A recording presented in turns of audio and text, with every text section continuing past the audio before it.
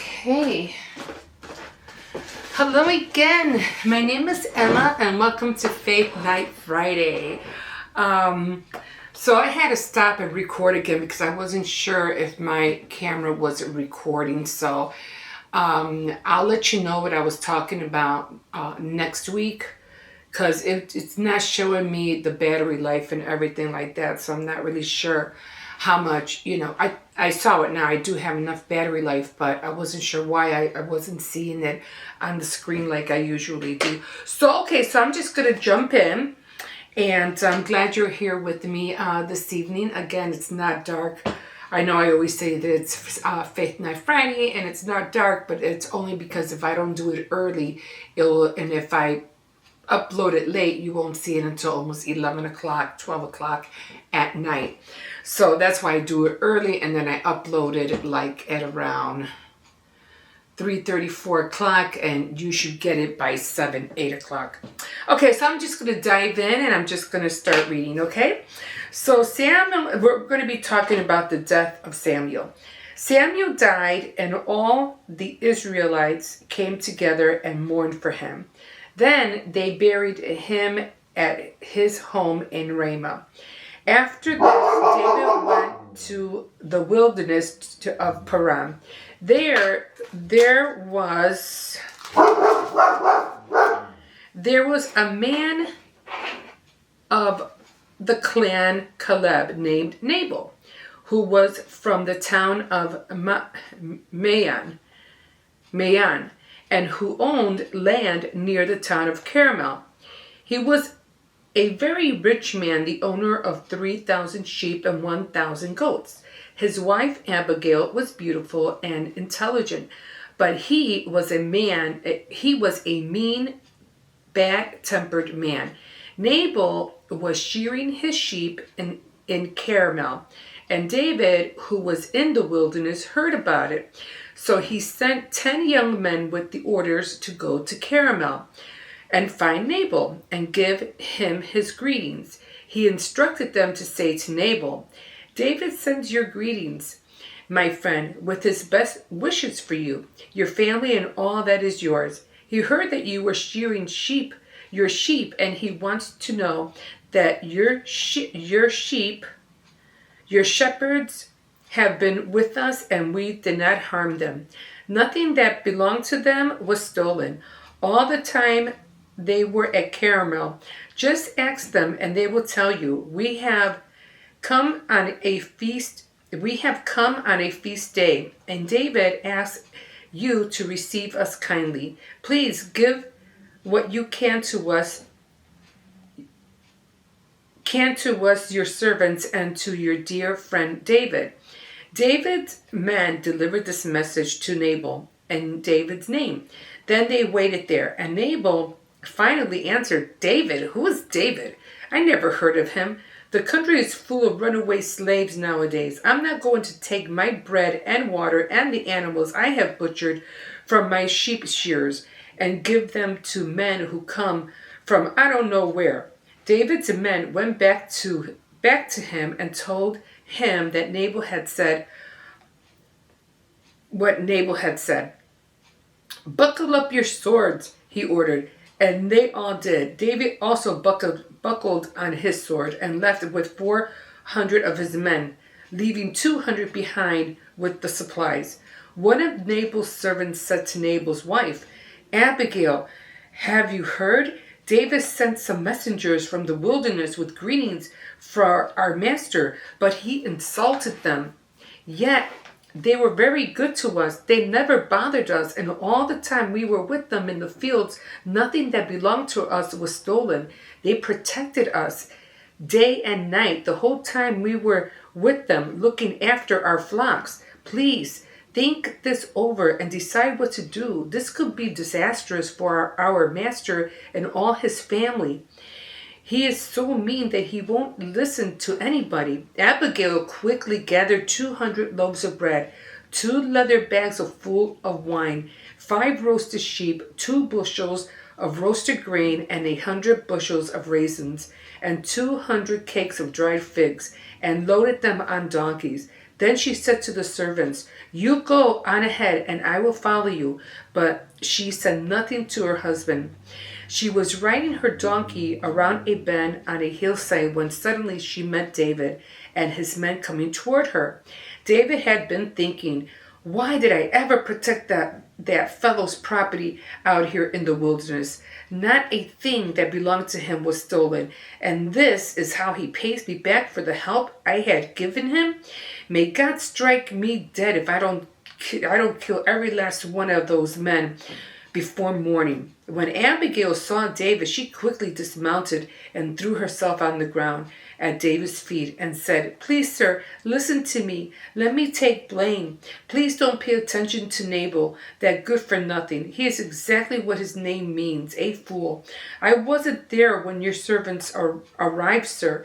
It is the Lord who has kept you from taking revenge and killing your enemies. And now I swear to you by the living Lord that your enemies and all who want to harm you will be punished like Nabal. Please, sir, accept this present I have bought you and give it to your men. Please forgive me, sir, for any wrong that I have done. The Lord will make you king and your descendants also, because you are fighting his battles, and you will not do anything evil as long as you live. If anyone should attack you and try to kill you, the Lord your God will keep you safe. And as a man guards a precious treasure, as for your enemies, however, he will throw them away as a man throws stones with his sling. And when the Lord has done all those good things he has promised you and has made you king of Israel, then you will not have to feel regret or remorse, sir, for having killed without cause or having taken your own revenge. And when the Lord has blessed you, sir, please do not forget me." David said to her, "Praise the Lord, the God of Israel, who has sent you today to meet me. Thank God for your good sense and for what you have done today in keeping me from the crime of murder and from taking my own revenge. The Lord has kept me from harming you, but I swear by the living God of Israel that if you had not hurried to meet me, all of Nabal's men would have been dead by morning." Then David accepted what she had bought him and said to her, "Go back home and don't worry. I will do what you want." Abigail went back to Nabal, who was at home having a feast fit for a king. He was drunk and in a good mood, so she did not tell him anything until the next morning. Then after he had sobered up, she told him everything. He suffered a stroke and was completely paralyzed. Some 10 days later, the Lord struck Nabal and he died. When David heard that Nabal had died, he said, "Praise the Lord. He has taken revenge on Nabal for insulting me and has kept me his servant from doing wrong. The Lord has punished Nabal for his evil." Then David sent a proposal of marriage to Abigail. His servants went to her at Carmel and said to her, "David sent us to take you to him to be his wife." Abigail bowed down to the ground and said, "I am his servant, ready to wash the feet of his servants." She rose quickly and mounted her donkey, accompanied by 5 maids. She went with David's servants and became his wife. David had married Ahinoam from Jezreel, and now Abigail also became his wife. Meanwhile, Saul had given his daughter Michal, because he was married, or was been married to Michal, Saul's daughter, who had been David's wife, to Peltai, son of Laish, who was from the town of Galam. Okay, so there we have it. That was a long one. But anyway, just to know that, God kept him from, committing mass murder, because this guy wouldn't see like or be grateful for what David did. I mean, the whole time that when they were in battle or whatever they were doing, they might have been like right next to him or something, to where the point where David kept everybody, safe. And for this guy to just like, I don't know who he is. I don't care, what he did, and not have no regard or gratefulness for not, David not slaughtering all of them or something, and that got David mad. He was like, oh heck no. Oh, no. But anyway, let's say what the commentary has to say. So 1 Samuel 25. These events remind us we can live on several levels. We can return evil for good. Nabal did that when he refused to share his food with David's men. His name means fool, and that's exactly what he was. We can return evil for evil. David planned to do that before he was stopped.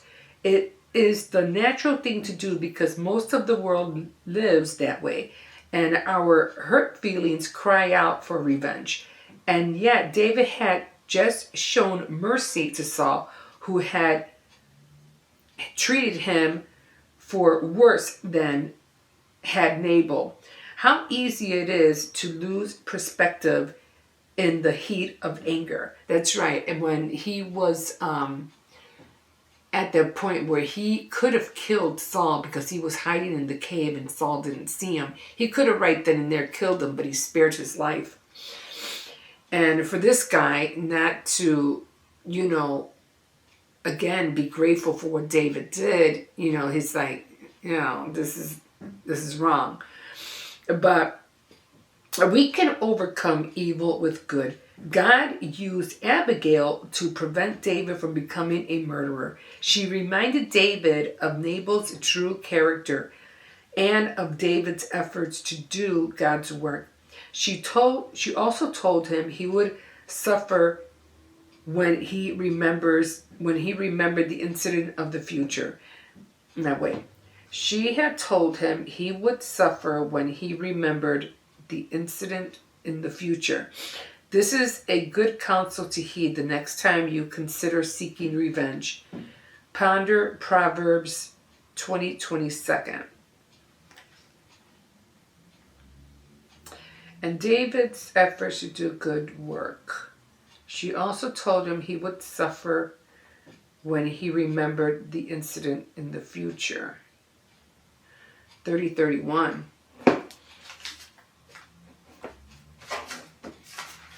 Oh, when he wakes up? 30:31. 30:31. 30. I can't even see what these go. When David heard of Nabal, I don't see that. Oh, 39. 32. Oh, Jesus. Even with these glasses. And when the Lord has done all the good things he was promised you and has made King Israel, then you will not have to feel regret or remorse, sir, for having taken your own revenge. I don't know. I have to look into that. Or maybe something that he would have seen in the future and he wouldn't have felt guilty about it if he would have had, killed all those people. Okay, so that's what we have for Samuel. And I don't know what this is. I don't know. I'm just going to keep it in here for now.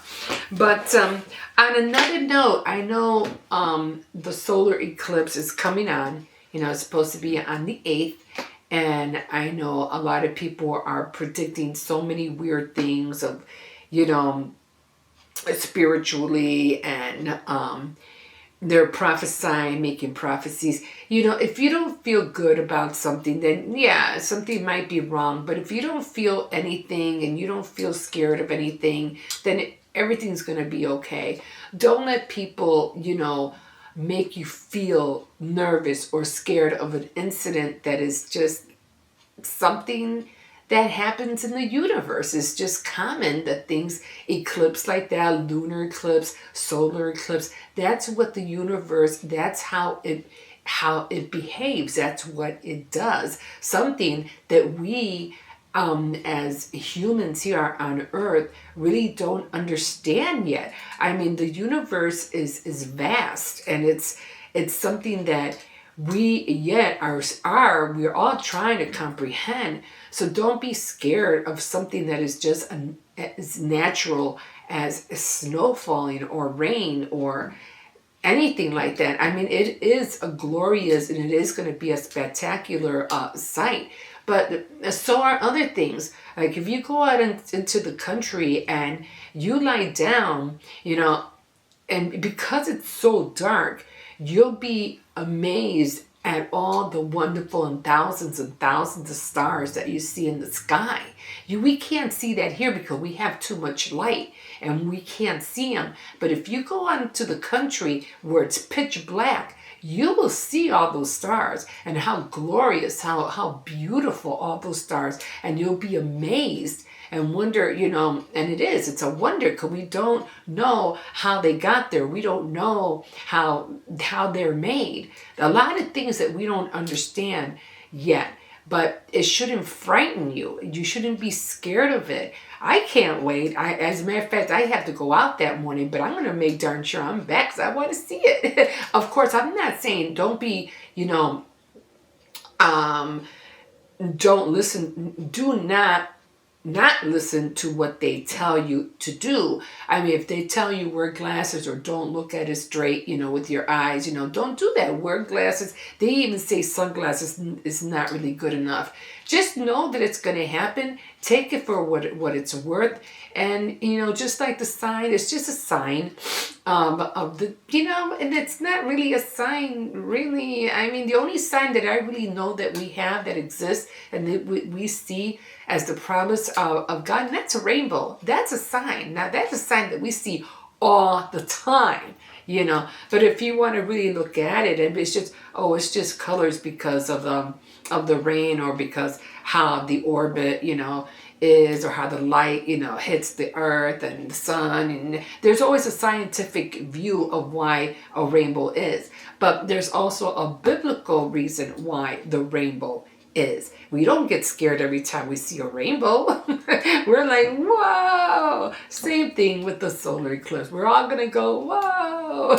And it's only going to last, maybe less than 2 minutes? Probably. Okay, guys. So again, don't be scared. Just be in awe, be grateful, and be blessed that you were here today to witness it. Okay, guys. And on another note, here's another book that I'm going to be reading along with Samuel, and it's called So That's Why in the Bible. So it looks like this. And I'm going to be reading everything that I can about Samuel. So this was I think my husband got this at a thrift store. And when you see books like this, commentaries or anything like that, when you go thrift shopping, get them. Because they have they have a lot of information that they want to share with you. So there's a lot of good stuff in here, and a lot of references. So if you see books like this, grab them. Okay, so that's it for now. And like a fish in the sea, so glad you caught me. And I hope this video is going to be up later. Okay, guys, don't forget to like, subscribe, and we'll see you next time on Faith Night Friday.